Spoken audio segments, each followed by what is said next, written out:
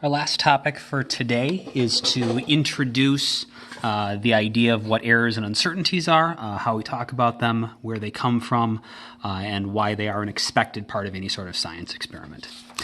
So when we were looking at our Circle Lab results, we saw that we got something that made sense, but we were still a little bit off. In my case, I was actually 0.6% off, so I was within a percent, but I said you could be up to 10% off. And so the question is, why isn't it exactly right, and why is it okay that it's not exactly right? What is it that causes us to expect the answer to be a little bit different than the theoretical value?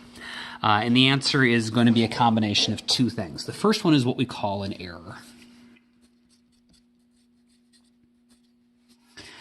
An error in an experiment is something that either went wrong or that wasn't accounted for,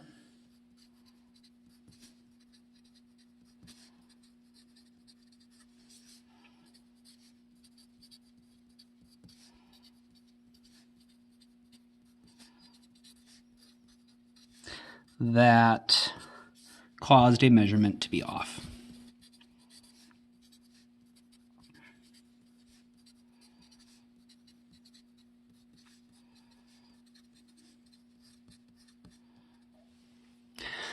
When we are describing errors, we want to talk about specifically what things either did or might have gone wrong, or what specific things we might not have accounted for correctly that are causing our measurements to be off.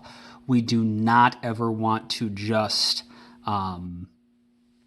say like there was human error or something like that. There's no error in being human. There's nothing wrong with being human. But if you did something in particular wrong, tell me what that is. Don't just blame the fact that you are a human. So never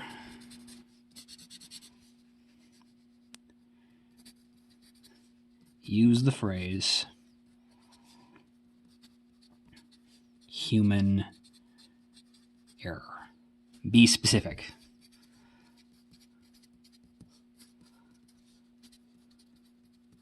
About what happened.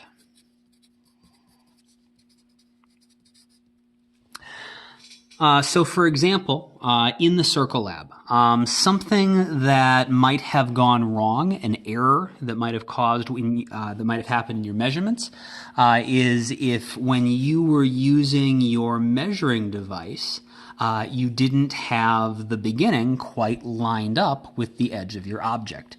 Or you were maybe reading your device wrong or something. That would be an error.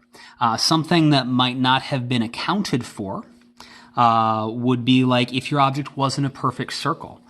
Maybe the object you were measuring had been a little bit squished, or for some reason it wasn't perfectly round.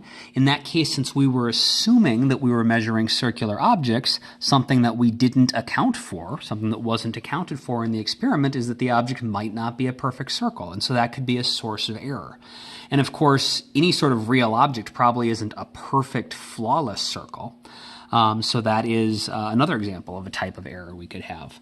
One other potential source of error could be that, like when you were measuring the diameter, maybe you didn't measure perfectly across the center of the circle. You did the best you could, but maybe you were a little bit too high or a little bit too low, and so you had a little bit smaller number than you expected to. Those are all examples of errors, and they're things that we should be able to describe that might have gone wrong, and as a consequence, they're also things that we should be able to describe a way to improve in the future. And that's something that's going to happen a lot in our future labs. You're going to need to talk about how to try to improve your errors for future experiments. So making sure in this lab that you're using your measuring device correctly, that all of your objects are as circular as possible, and doing the best you can to make sure you really are measuring across the center when you do your diameter. So errors, things that went wrong or weren't accounted for, and generally speaking, errors are going to be things that you can improve on. You can't necessarily get rid of all the errors, but knowing what they are, you can at least try to think about how to make them better if you did the experiment again. The other thing that can cause our numbers to be off, and this is also expected, is what we call uncertainties.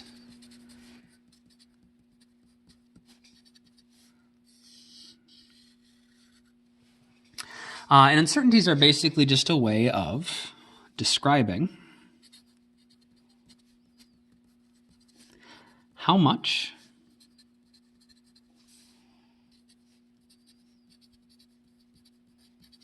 a measurement might be off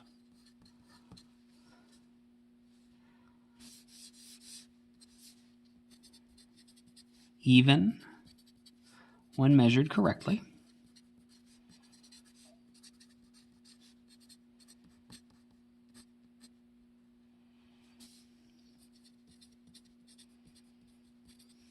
because it is impossible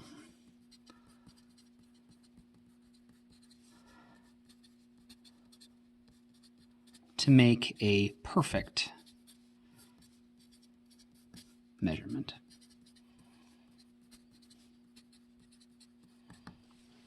So just for example, let's say I wanted to measure the width of a quarter. If I got my measuring device here, and I'm trying to measure the diameter, and I don't start at the 0, I start at the end of the paper instead, and get like 2.9 lines, that's an error. I'm using my measuring device wrong. Another error would be if instead of measuring at the widest part, I'm off by a little bit and I'm measuring up here. That would be another error. You should generally try to avoid making errors, but if you realize something went wrong later, or you think something could have gone wrong later, after you've already collected your data and made your graph, you talk about it. An uncertainty is, even if I'm making the measurement correctly, I can't tell exactly what's going on for sure. So if I go right across the middle, got my 0 lined up with the edge, then we go over to here, I can estimate this as best I can. It's between 3 and 4. I think maybe it's about 3.7. Maybe it's closer to 3.8. Maybe it's 3.6.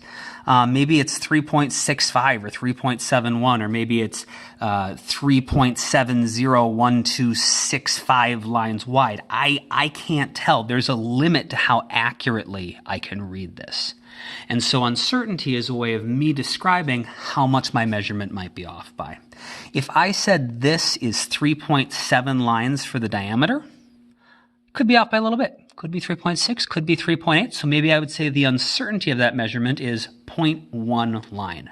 I am pretty confident that this is 3.7 lines in diameter within 0.1. So uncertainty is just a way of describing how much you might be off by, because we can never make perfect measurements. And because we can never make perfect measurements, we never expect our lab results to be absolutely perfect. You should not get a 0% difference in most cases. It actually looks really, really suspicious if you get a 0% difference, because these uncertainties always exist. But by trying to keep our errors as small as possible, and by trying to make good measurements so we have low uncertainty, we can try to have a small percent difference. And like I said, for our labs, usually if you're within 10%, that's okay. We would obviously like to do better. We'd like to have less than 5% difference. But if you can explain, if you can come up with a good list of things that you can realistically account for, you can list some significant errors that you know happened, or you can account for your uncertainties with how your measurements might actually be off by a fair amount, it might be reasonable to see a percent difference of 15 or even 20%. And so we'll practice as we do labs in the future, thinking about errors and uncertainties, how to improve them, and actually quantifying and describing them. But for the Circle Lab, I don't need you to write anything in detail about it, but we'll think about it for our next lab.